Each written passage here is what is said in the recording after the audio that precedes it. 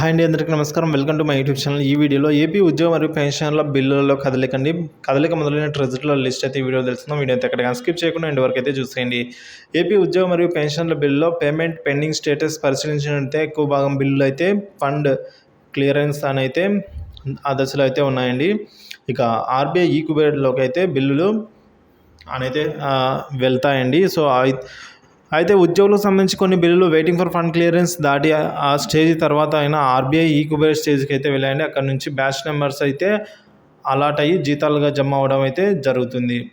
So బిల్లులలో కదలిక మొదలైన ట్రెజరీల వివరాలు చూసుకున్నట్లయితే ఆకువీడు, నగరి, కాకినాడ, తలగడదీవి, అనంతపురం, రాజమండ్రి, మచిలీపట్నం, కడప, నక్కపల్లి, గుడివాడ, నెల్లూరు, కదిరి, కందుకూరు, పుత్తూరు, బద్వేలు, పులివెందుల, రేపల్లె, మంగళగిరి, జగ్గైపేట, అలాగే విజయనగరం.